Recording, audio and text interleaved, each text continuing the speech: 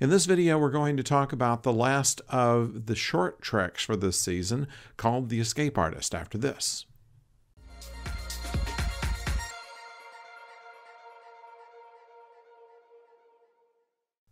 Hello out there, I'm the oldest nerd, and I promised I would show you my latest Christmas present.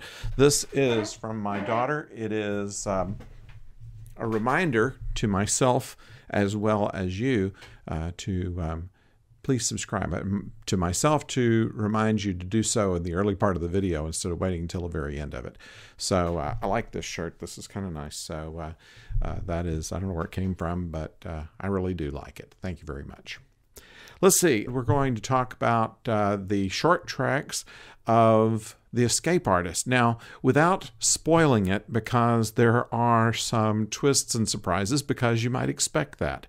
What we do want to say, though, is the character of Harry Mudd has always been one of the best Trek characters ever. From Mudd's Women and I, Mudd in the original series, expertly played by Roger C. Carmel. Rainn Wilson brings everything he had plus his own talent into the role that we have seen in 2 episodes in Discovery. 2 of the better episodes, I should say. One where he has a time machine where he's jumping back and forth trying to make Lorca's life miserable. And as it all turns out, it probably wasn't a bad thing to do.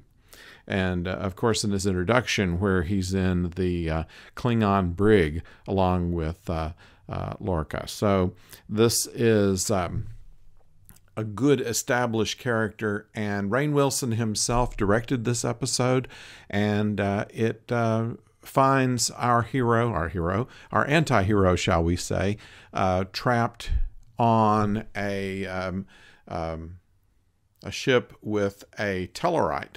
And I kind of like the makeup on the Tellarite. It looks a little bit less like someone's wearing a mask as they did in the original series, and so it's a good makeup job on the Tellarite. He is delivered by a mysterious bounty hunter, and you go through the entire episode figuring out how he's going to get away from this Tellarite. You know he's going to have to. We don't know exactly what the time frame is on this, if this is before he met Lorca, if this is in between, if this is after, if this is years later, we don't know. But it is without giving it away, a very fun episode, a very twisty-turny episode. I think that you'll enjoy it. That said, we have some other things that we want to talk about that have come up in the news. First of all, we don't talk about the movies much on this channel, but we did know that Clarkson, who was supposed to direct the 4th Star Trek reboot movie, has been offered a job to work on the prequel to Game of Thrones, and that job would keep her from being able to work on the movie. So it's very likely that the 4th Chris Pine as Kirk movie that was supposed to have Chris Hemsworth as George Kirk is scrubbed. We probably will never see that. There's no word on how the other project is going. We'll find out more about that later on down the line. But as far as it goes, it does not look like there's going to be a Kirk and Kirk reunion in the next Star Trek film, if another Star Trek film gets made. The other thing that was up is the Picard series that is going to be, it's still untitled, but the news has come out that the producers had to work very hard to get Patrick Stewart to come back. He said that he'd already done Picard, he'd already done as much with the character as he needed to do, and they said, what if we made the character at a whole different point in his life with a whole different set of circumstances to deal with? And it will happen after the events of the films, in which will also take into account that the Romulan Empire has been virtually destroyed by the sun that went nova that Spock tried to fix in the first Star Trek reboot picture.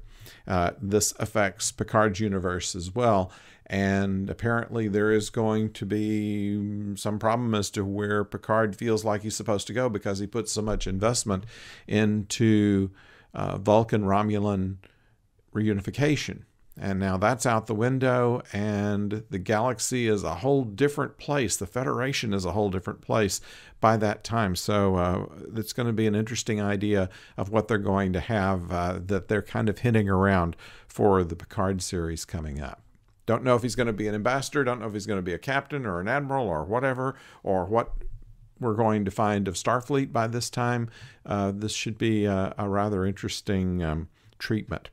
Now, we know also that the Lower Decks cartoon series is going to happen, but we found that there are going to be more short treks, and they will be, once again, in the short format as the short treks we've already seen, but they will be in cartoon format.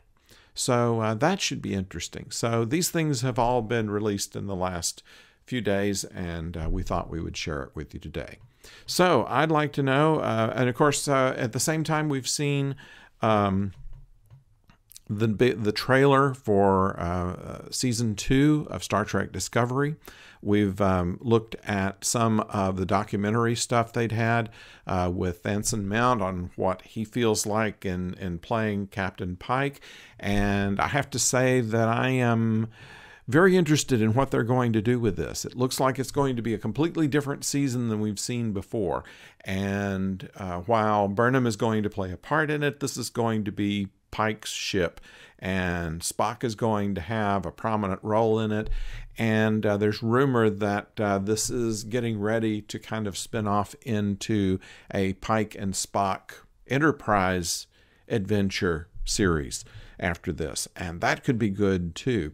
So this is all in the works right now in the Star Trek universe. I, for one, am excited about what might happen here, and I can't wait to see what they're going to do coming up in just a few days now with the premiere of Season 2.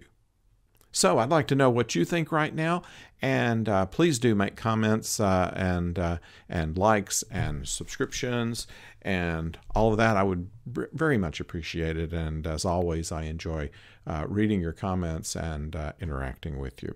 So until we see you next time when, well, whatever we do next, don't go far.